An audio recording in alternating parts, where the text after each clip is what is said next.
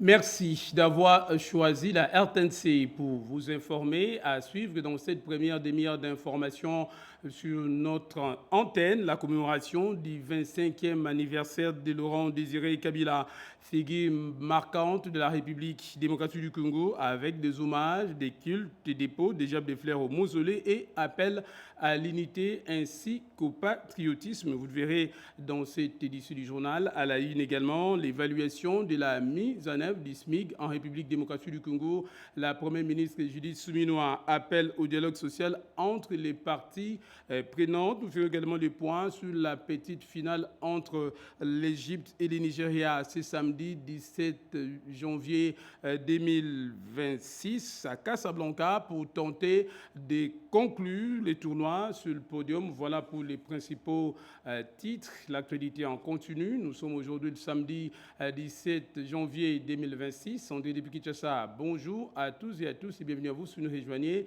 dans cette première édition du journal sur notre antenne. Hier, déjà, vendredi, le président de la République, Félix-Antoine Tshisekedi Tshilombo, était au centre hospitalier universitaire du cinquantenaire, question de rendre un dernier hommage à Maître Florent Ngandou Ndala, secrétaire national de la Ligue des jeunes de l'Union pour la démocratie et les progrès social IDPS Tshisekedi, décédé à Kinshasa le 8 janvier dernier des suites d'une courte maladie. On en parle dans ces reportages signés Blandine Zovo et Bienvenue Kabamba. Les membres du parti présidentiel, unis comme un seul homme, ce vendredi 16 janvier, s'étaient rassemblés au funérarium du centre hospitalier universitaire du cinquantenaire pour rendre hommage à un homme qui a marqué le parti. Florent Ngandou Ndala, secrétaire national de la Ligue des jeunes du parti Union pour la démocratie et le progrès social UDPS Tshisekedi, est décédé à Kinshasa le 8 janvier dernier. De suite d'une courte maladie, il a reçu les hommages dignes de son rang. Toujours proche des siens, le président de la République, Félix-Antoine Tshisekedi Tshilombo, a personnellement fait le déplacement pour assister aux obsèques de ce haut cadre de l'UDPS qui a consacré sa vie au service de la nation et de son parti. Au milieu de cet océan de chagrin, le président de la République a déposé sa couronne de fleurs et s'est incliné devant la dépouille mortelle avant d'échanger quelques mots de consolation et de réconfort avec la famille du défunt.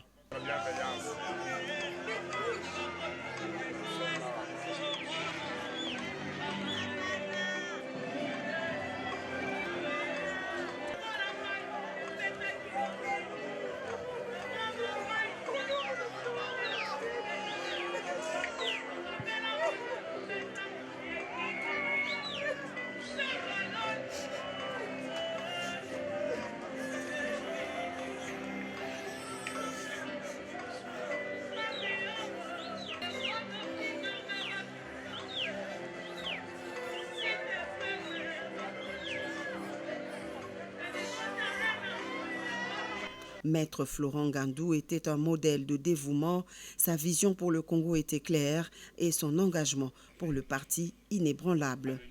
C'est ce qui ressort des témoignages faits par les cadres et militants du parti au pouvoir en présence du secrétaire général de l'UDPS, Augustin Kabouya. Né le 10 octobre 1983 à Mbujimaï, Maître Florent Ngandou Ndala, au cadre du parti présidentiel, secrétaire national de la Ligue des jeunes et cadre au ministère des Finances, juriste de formation, il a été également avocat au barreau du Kasaï oriental. Figure marquante du parti présidentiel, les cadres et militants du parti gardent de lui le souvenir d'un homme de droit et d'un grand serviteur de la nation. Il laisse une veuve et plusieurs orphelins inconsolables. Sacré 16 janvier, c'était hier une date historique marquante, commémorant principalement l'assassinat en 2001 de l'ancien président de la RDC, Laurent Désiré Kabila. C'est fut également une occasion toute trouvée pour le député national Guy Mafuta Kabongo de l'Alliance des baptisés du Congo, d'exhorter les jeunes Congolais à l'unité également à l'amour de la patrie. On en parle dans ce reportage signé Mireille Ndeke.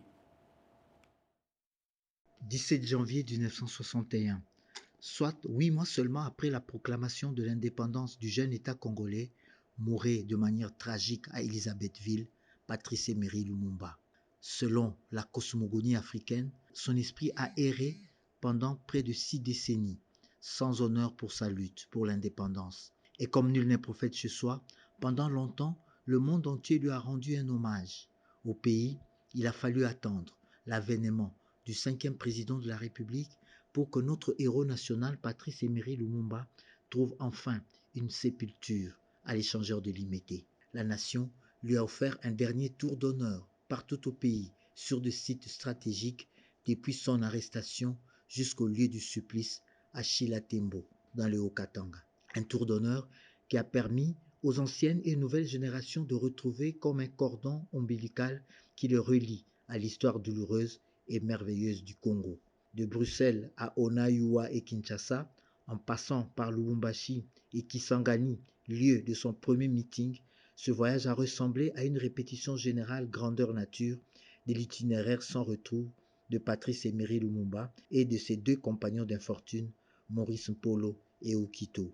Après ce dernier voyage, que nous pensions terminer à l'échangeur de Limete, voilà que Lumumba réapparaît au Maroc à la faveur de la 30e édition de la Coupe d'Afrique des Nations de football par l'entremise d'un compatriote, Michel Kouka, jusqu'il y a peu n'était pas connu du grand public, mais est devenu une grande star, jusqu'à faire oublier les grandes stars du football. Patrice Emery Lumumba s'est réincarné, quoique figé pendant 90 minutes, silencieux dans les vacarmes du stade. Le monde entier a eu l'occasion de relire en lui toute l'histoire de l'indépendance congolaise qui est devenue l'histoire de la lutte pour les indépendances africaines. Patrice Emery Lumumba, un homme qui a été célébré et encore maintenant continue à être célébré dans des pays lointains comme la Russie, qui a donné son nom à une grande université de Moscou, à Alger, Rabat et Accra, qui portent des avenues au nom du héros national. Le fait que Michel Kouka ait mimé Lumumba, loin de son pays, la RDC, a finalement transformé son geste à un hommage universel. Ce point levé n'était pas une folklore, c'était un message, un rappel, un miroir tendu à notre conscience collective, en ce moment où la nation est en proie à une guerre qui n'en finit pas et à la balkanisation. Ce geste symbolise la résistance, l'endurance et la résilience. Vous l'aurez compris et corrigé avec moi, il s'est agi plutôt de la chronique du jour, axée sur la commémoration du 17 janvier, date dédiée à la mémoire de Patrice Emery Lumumba, le tout premier ministre de la RDC, l'un des pères également de l'indépendance du pays, assassiné en 1961. Je vous le disais un peu plus tôt, le 16 janvier, c'était hier, une date historique marquante commémorant principalement l'assassinat en 2001 de l'ancien président de la RDC, Laurent Désiré Kabila. Occasion également toute trouvée pour le député national Guy Mafuta Kabongo de l'Alliance des bâtisseurs du Congo, d'exhorter les jeunes de la République démocratique du Congo à l'unité, également à l'amour de la patrie en cette période où la République démocratique du Congo fait face à la guerre d'agression rwandaise. On en parle dans ce reportage signé Mireille Ndeke. Réunis autour du thème patriotisme et engagement civique face aux enjeux et défis de l'heure en RDC, réfléchir et agir pour l'avenir, la commémoration des héros nationaux Mzee Laurent Désiré Kabila et Emery Patrice Lumumba par l'Alliance des Congolais bâtisseurs ACB de l'honorable Guy Mafuta Kabongo a été une occasion pour de moments d'échange et de formation idéologique. Au cours de cette journée, le parti a réitéré son soutien indéfectible au président de la République qui fait face aux multiples menaces sécuritaires. Ces 2 personnalités ont l'avantage d'avoir consacré leur vie pour l'intérêt national. Ils ont trouvé la mort. C'est pratiquement la même vision que le chef de l'État, son Excellence Félix Antoine Tshisekedi Tshilombo, véhicule par rapport à l'intérêt national, par rapport au patriotisme.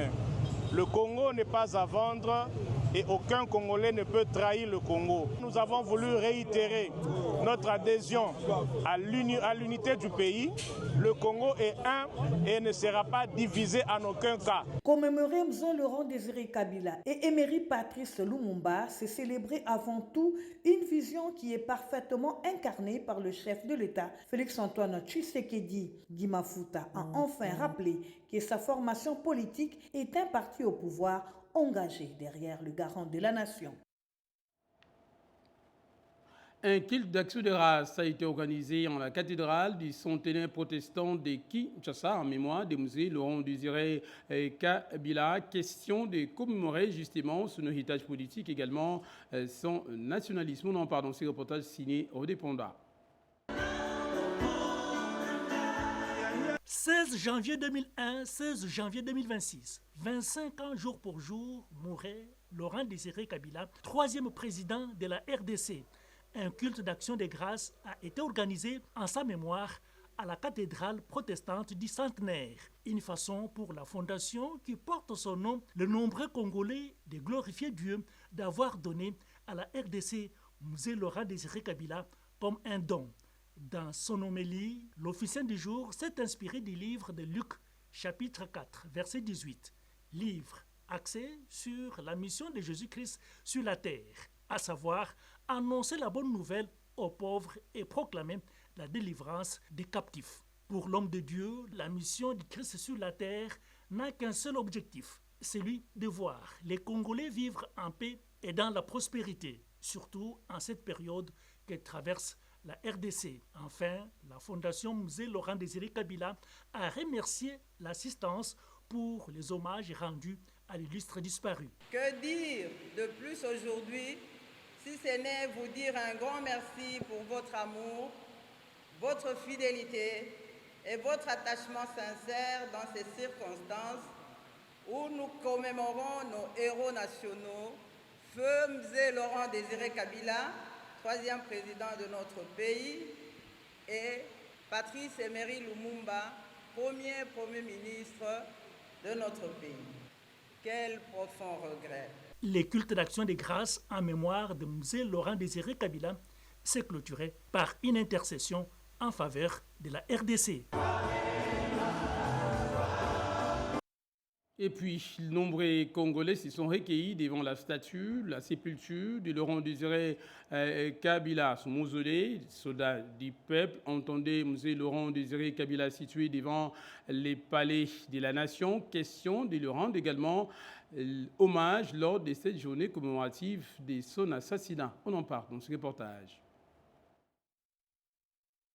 25 ans déjà, les Congolais se souviennent de Mzee Laurent Désiré Kabila, assassiné dans son bureau de travail par les ennemis du peuple, au mausolée devant le palais de la nation où il repose à jamais. Des milliers de Congolais sont venus lui rendre hommage. Les PRP, parti cher à Mzee Laurent Désiré Kabila, les Palous et plusieurs personnalités du monde politique et scientifique n'ont pas manqué à cette cérémonie de commémoration du soldat du peuple au palais de marbre.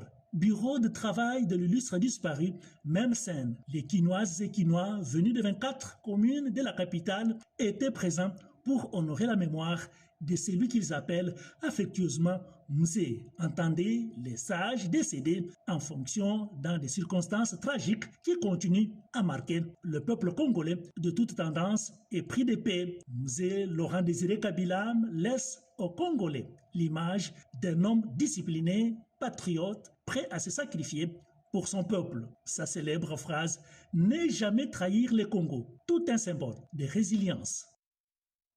16 janvier, on en parle encore dans ce journal. Les Congolais se sont souvenus de Mzee Laurent Désiré Kabila comme patriote, héros et nationaliste engagé par son leadership et également l'amour de la patrie. Reportage.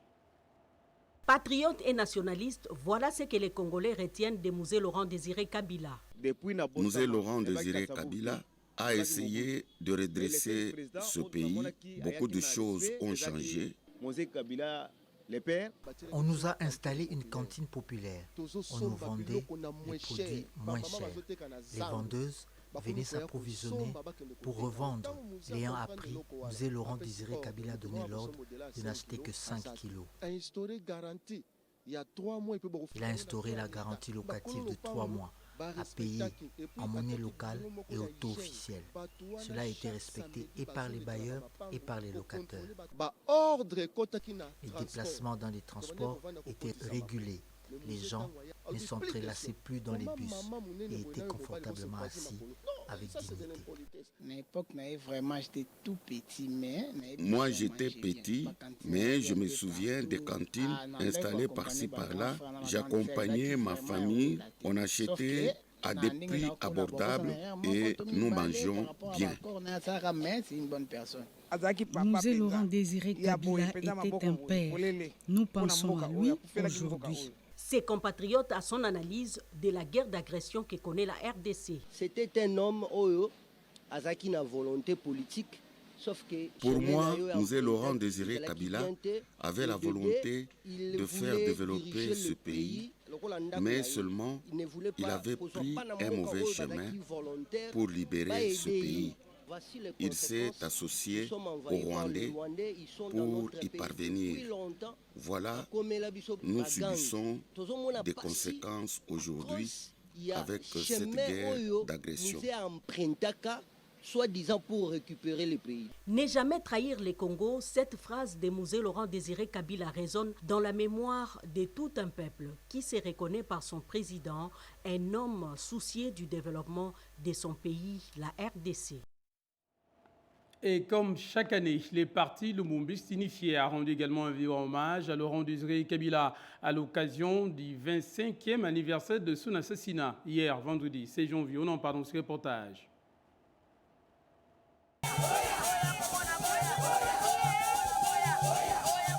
16 janvier, la RDC célèbre la mémoire de l'un de ses héros nationaux, Laurent Désiré Kabila. À cette occasion, le PALU, parti lumumbiste unifié, a tenu à lui rendre hommage au mausolée tout en rappelant l'importance de ces figures emblématiques sous l'histoire du pays. Mzee Laurent Désiré Kabila a œuvré sans relâche pour la dignité et la souveraineté du pays avec le slogan « Ne jamais trahir le Congo ». Mzee Laurent Désiré Kabila est héros national pour son rôle dans la fin de la dictature de Mobutu et sa devise « Ne jamais trahir le Congo » qui symbolise son attachement à l'indépendance nationale.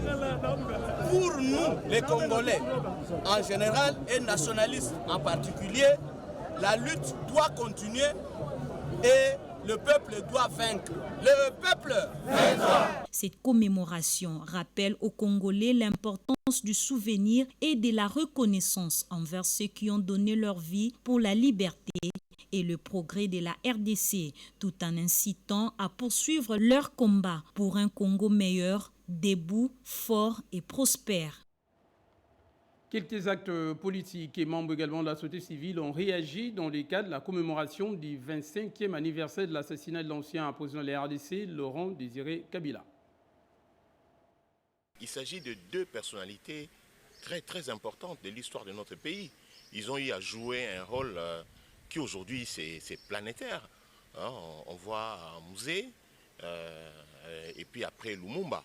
Donc c'est des histoires qu'on doit enseigner et à nos enfants, voire même consolider ça, développer pour que les générations futures soient au courant de ce qui s'est passé. En ces jours, nous célébrons la mémoire de nos deux géants, le patriarche Patrice Emery Lumumba et le président Laurent Désiré Kabila. Nous a laissé un message de ne jamais trahir le Congo. Aujourd'hui, nous avons le président Félix Antoine Tshisekedi. Il a dénoncé le Rwanda qui est terre de crimes et de massacres depuis plus de 30 ans. J'ai toujours dit, le patriarche Lumumba, c'est un flambeau. Le président Laurent Désiré Kabila, c'est un flambeau. Le président Félix Antoine Tshisekedi, c'est lui qui est le porteur de ces flambeaux. Pour la paix, la dignité et aussi la prospérité de notre pays. Nous voyons clairement ses efforts. Nous avons vu comment il a porté haut la voix des Congolaises et Congolais devant la tribune des Nations Unies, en nous ramenant un accord de paix. Et nous voyons tout ce qu'il fait pour restaurer la paix et la sécurité dans notre pays. L'évaluation de la mise en œuvre du SMIC 6 mois après son entrée en vigueur, les perspectives du dialogue social au cœur des échanges entre la Première ministre Judith Suminwa, quelques membres du gouvernement, représentants de l'inter-syndical national et ceux du patronat, autour également d'un état des lieux du réajustement salarial en République démocratique du Congo. On voit cela avec Emmanuela, commissaire Edjo Koukou.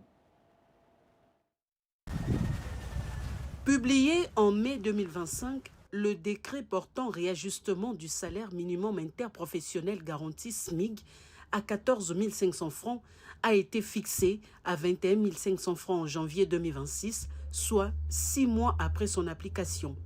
La Première ministre a rencontré les syndicats de travailleurs et le patronat pour procéder à une évaluation. Il y a évidemment des questions, des divergences sur un certain nombre de points.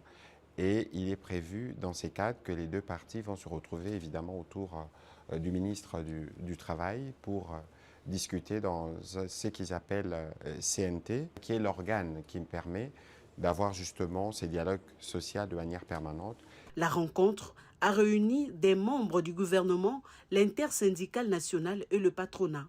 La chef du gouvernement a réaffirmé qu'aucun recul ne serait envisagé sur cet acquis social, une position saluée par les syndicats pour son impact positif sur le pouvoir d'achat des travailleurs. Nous avons demandé à son Excellence, Madame la Première ministre, de continuer à soutenir et à faire appliquer son décret.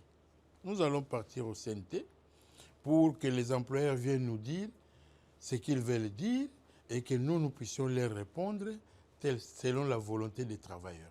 Pour préserver un climat social apaisé, la Première ministre Judith Suminwa a annoncé la convocation prochaine du Conseil national du travail, principal cadre de dialogue entre partenaires sociaux, conformément au programme d'action du gouvernement.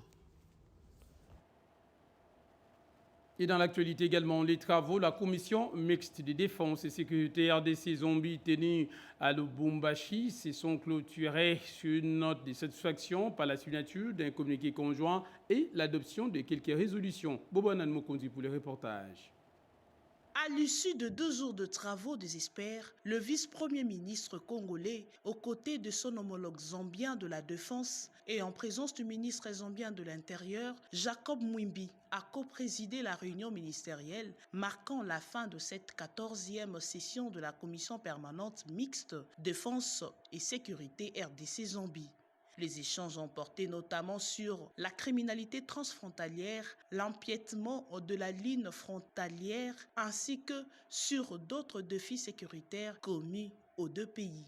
À cette occasion, le vice-premier ministre Jacquemain Chabani a insisté sur la nécessité d'un suivi rigoureux dans la mise en œuvre de résolutions issues de travaux des experts afin de garantir une réponse efficace et concertée aux préoccupations sécuritaires bilatérales. Je réitère un vibrant hommage à leurs excellences, messieurs les chefs d'État, à Kainde Ichelema et Félix-Antoine Tshisekedi Tshilombo, qui ont permis la tenue des présentes assises.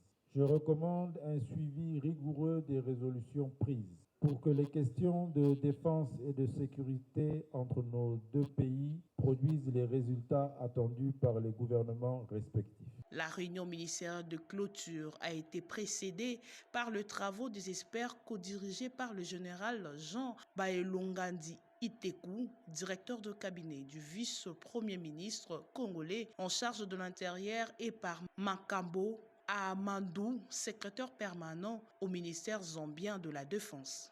Tous sous-commissions ont à cet effet examiner en profondeur les questions liées à la coopération sécuritaire et de défense entre les deux pays. La sous-commission sécurité publique, la sous-commission défense et la sous-commission sécurité de l'État.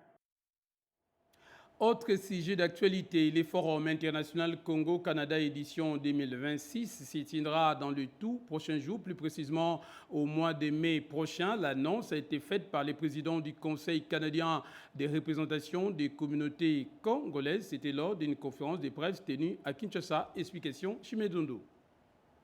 Les Congolais résidant au Canada affichent une volonté claire, bâtir une passerelle économique, culturelle et touristique entre Ottawa et Kinshasa. C'est dans cette optique qu'a été créé le Conseil canadien des représentations de communautés congolaises, le CCRCC. Cette nouvelle plateforme se veut un espace de coopération bilatérale favorisant les échanges entre jeunes entrepreneurs congolais et canadiens. Pour concrétiser cette ambition, un forum Canada-RDC est annoncé au mois de mai prochain sur le sol canadien. Du 22 au 23 mai 2026, nous organisons à Gatineau, au Canada, le Forum international Congo-Canada. C'est un forum international d'innovation culturelle et entrepreneuriale. Les artistes peuvent aussi participer. À part les artistes, il y a les coordonnateurs des structures, les ASBL, les ONGD. Et puis il y a aussi les gens qui font des œuvres d'esprit, les gens qui font les ballets, la danse, la tragédie, les drames et autres. Ils sont éligibles à participer au Forum Congo-Canada. Seuls les jeunes porteurs de projets ainsi que les entrepreneurs organisés, structurés et reconnus par l'État congolais prendront part à ces grands rendez-vous. Nous devons nous formaliser localement avant qu'on regarde à l'extérieur. Parce que imaginez-vous s'il y a un appel d'offres où le forum a décidé qu'on puisse avoir un partenariat avec les jeunes Congolais. On ne va pas le prendre dans les rues de Kinshasa, on ne va pas aller dans les marchés, on va regarder ceux qui sont un peu structurés. J'invite tous les jeunes qui ont une petite activité à se formaliser. Avec ce forum, les organisateurs espèrent renforcer le lien d'affaires et ouvrir de nouvelles perspectives de coopération entre les deux nations. La deuxième édition, la foire entrepreneuriale Made in Congo, a eu lieu avec succès au Musée national de Kinshasa. Redépendant. Made in Congo, c'est le cachet industriel de tout un pays pour la production et la transformation locale.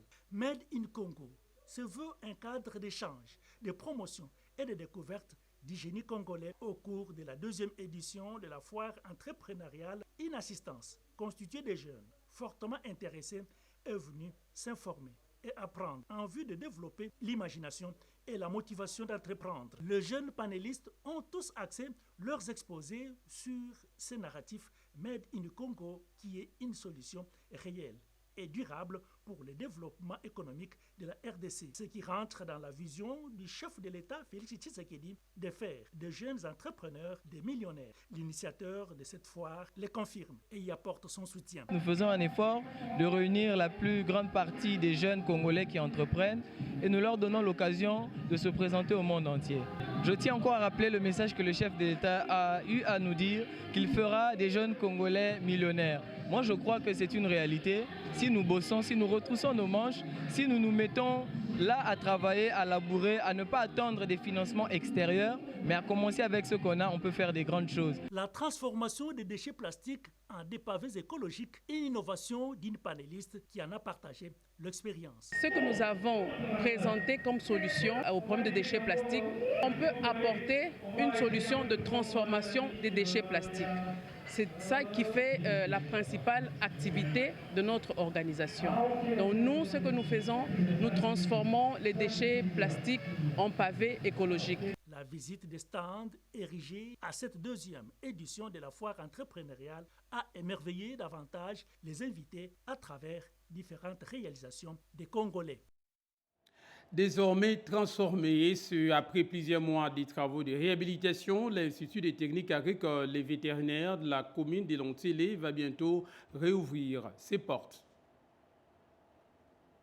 La population de Kinshasa, plus précisément celle du district de la Tchangou, vient de bénéficier de la réhabilitation de l'Institut des techniques agricoles et vétérinaires de Lontsélé, Ita-Vansig.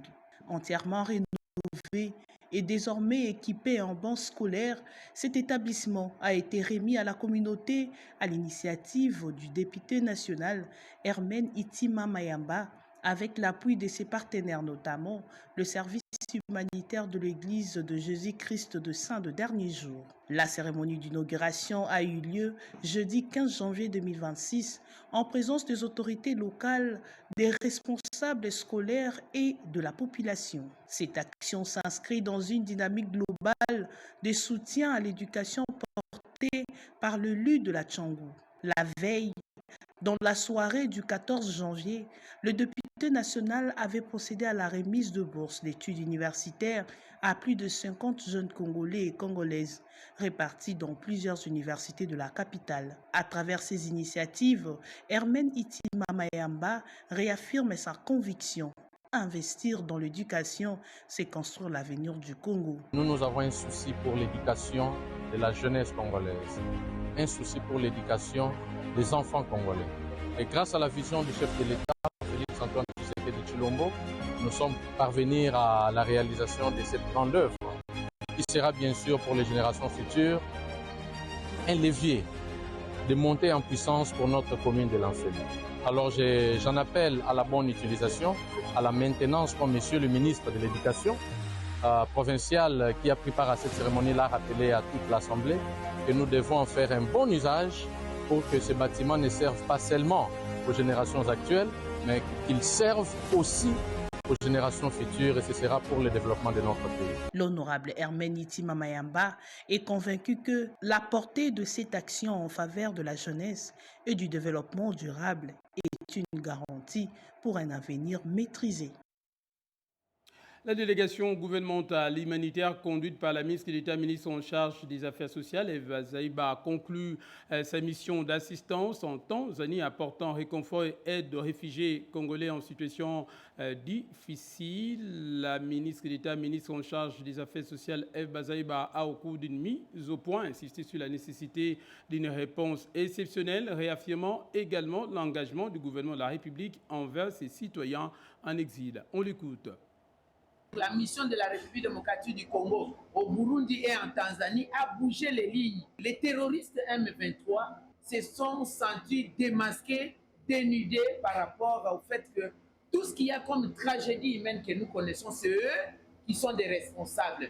Du coup, ils commencent à multiplier des stratagèmes, écrire au gouvernement burundais, écrire au secrétaire général des Nations Unies pour dire qu'il y avait la paix à Uvira et que les populations pouvaient rentrer. Ils ont donc infiltré les camps. Le M23 a infiltré les camps à 2 h du matin avant-hier. Ils ont commencé à sensibiliser les gens suivant les camps pour leur dire que le Burundi a ouvert la frontière, il n'y avait plus de problème à Uvira, nous pouvons regagner la République démocratique du Congo. Alors moi, je me pose la question de savoir comment est-ce que les Congolais se sont retrouvés au Burundi? Est-ce que ce sont les Burundais qui sont allés les prendre ou le HCR est allé les prendre? Les Congolais ont fui les hostilités.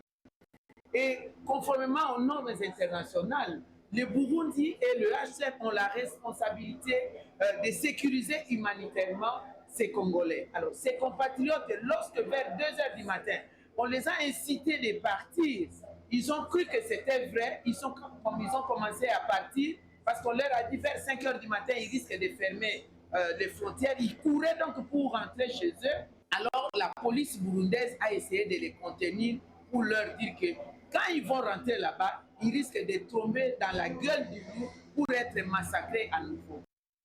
Voilà donc pour ces propos recueillis. Mais avant de se quitter, la petite finale de la Coupe d'Afrique des Nations. Ce sera aujourd'hui samedi 17 janvier à partir de 17 h, heure de Kinshasa, entre l'Égypte et le Nigeria pour tenter de conclure le tournoi sur le podium. Dans l'entretemps, la finale, ce sera demain, notamment entre le Sénégal et les Maroc. Ça n'est complètement fini de ce journal. Merci à vous de l'avoir suivi où que vous soyez dans le monde. Merci aussi à toute l'équipe, à la rédaction et à la régie, notamment à Jonathan Moubalama, Mamita Bangoulou, Mireille Ndeke, ainsi qu'à Liévin Yoba, Igwele et Émile Zola, grâce à qui nous avons pu vous informer. Restez avec nous, la vie continue, l'actualité aussi se poursuit sur notre antenne en français, également dans les 4 autres langues de diffusion. D'ici là, prenez bien soin de vous et un bon week-end à toutes et à tous. Au revoir.